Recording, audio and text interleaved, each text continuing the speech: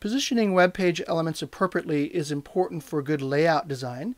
So in this lesson, I give you an overview of the methods and rules for using CSS to position your page elements, give you some tips on things to look out for, and demonstrate some basic positioning techniques.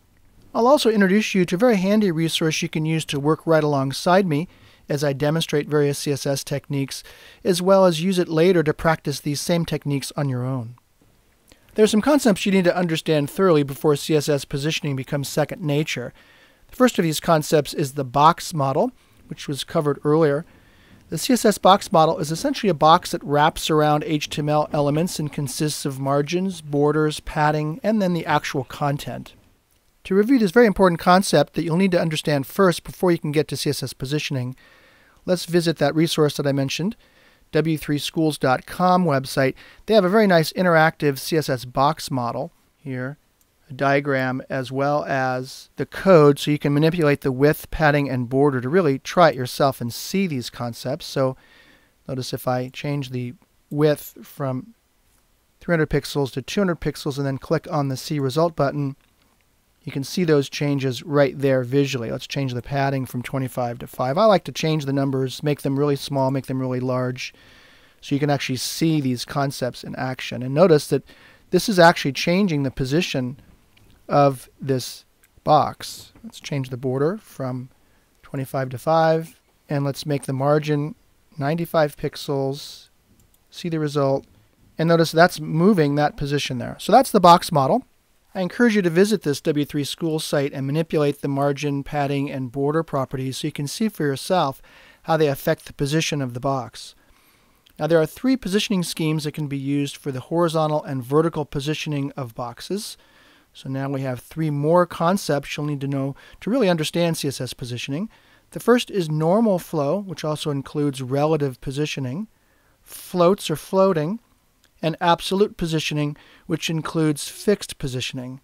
There's also two others that I'll mention towards the end of the tutorial here, and that is inherited positioning and static positioning. Now all these CSS positioning schemes have their own set of rules, so this can get a bit confusing. So let me sort this all out with some descriptions and demonstrations over at the W3 School site. First up is the normal flow positioning scheme. Normal flow is the default scheme, so applies to any element that does not have a positioning scheme specified for it.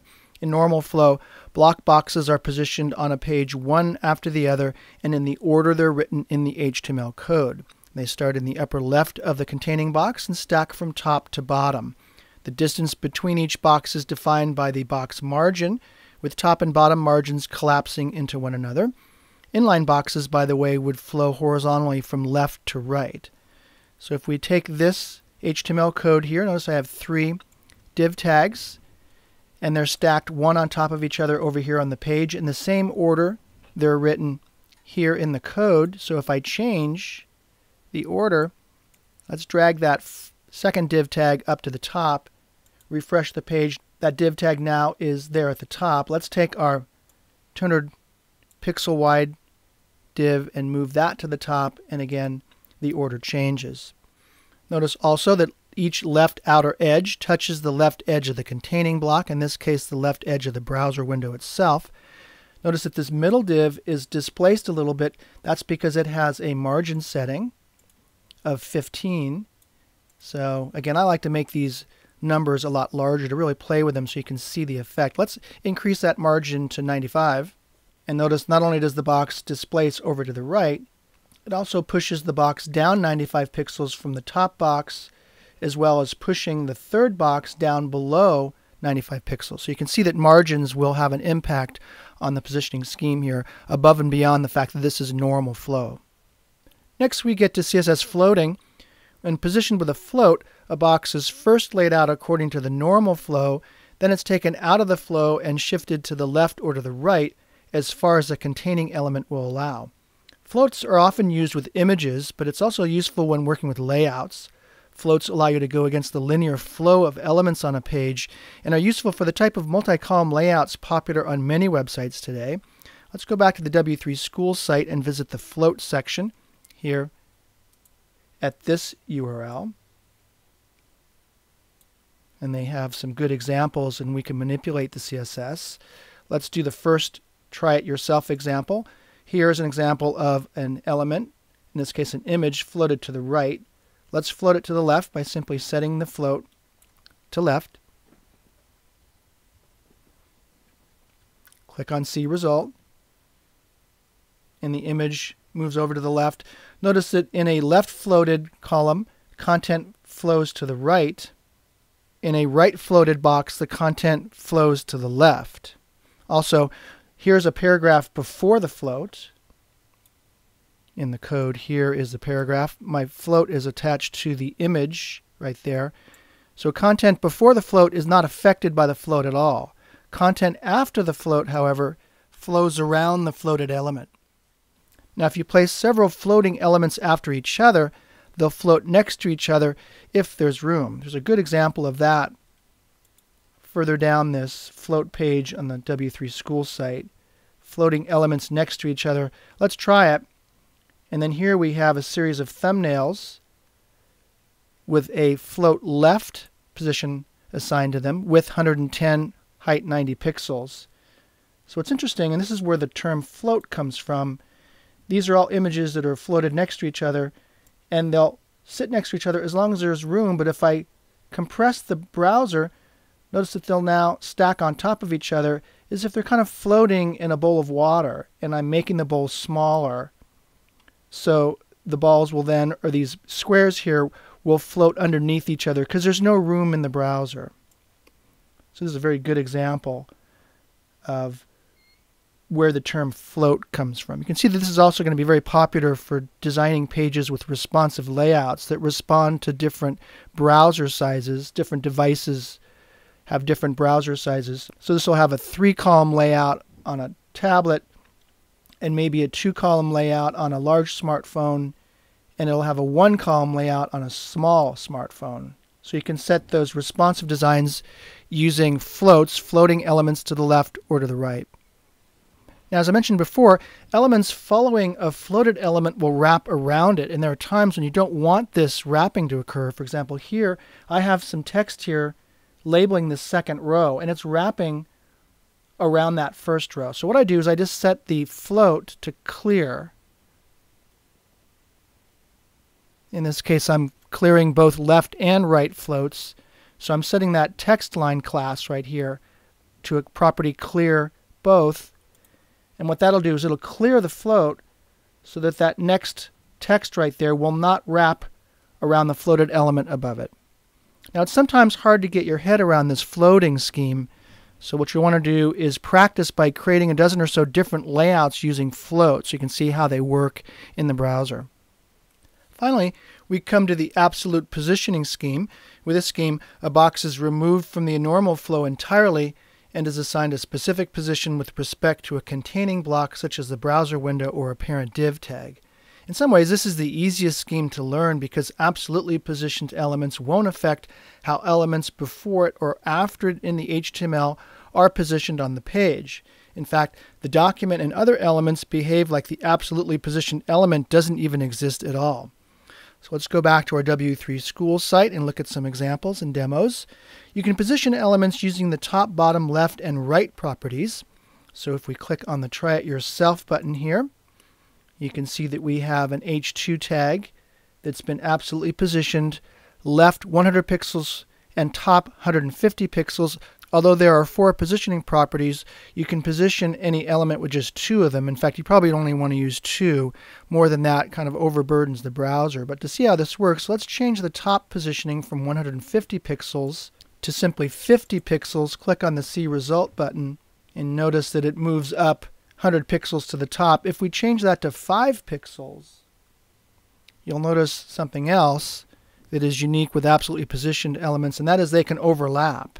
Another feature of absolutely positioned elements is that they can be positioned anywhere on the page regardless of where the code appears in the HTML. So in this example here, you'll notice that my H2 tag is above the paragraph. I can set my top setting back to 95 pixels from the top to move it below the paragraph, and that position will not be affected if I then move my code below that paragraph. So it doesn't affect at all over here in the placement. So in this way, it's easier because where you put the code in the HTML doesn't really impact the position on the page at all. Next, we get to fixed positioning, which is a subcategory of absolute positioning.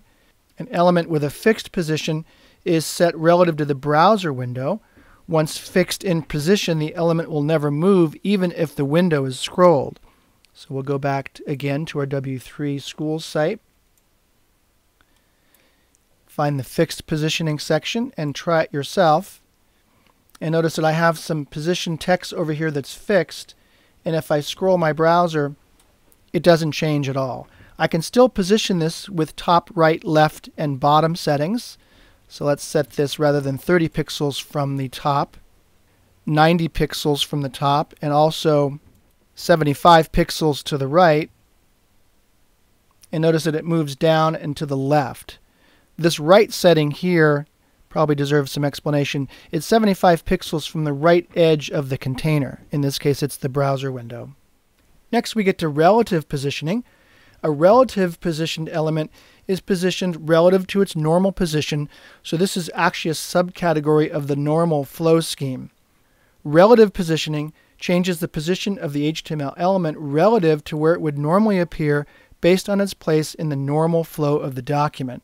For example, if we had a header at the top of a page, we could use relative positioning to move it a bit to the right or down a couple pixels using the top or bottom and left and right properties. For some visual demonstrations and examples of relative positioning, let's go back to our W3 Schools site, find the CSS Positioning page in the CSS Tutorial section, and scroll down to the Relative Positioning section. Here we have two H2 tags that have their position set to relative. Click on the Try It Yourself button, and you can see I have two here.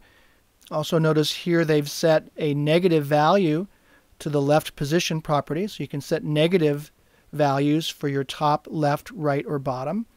Let's remove that negative, so you can see that these are both lining up now 20 pixels from the left edge of the container.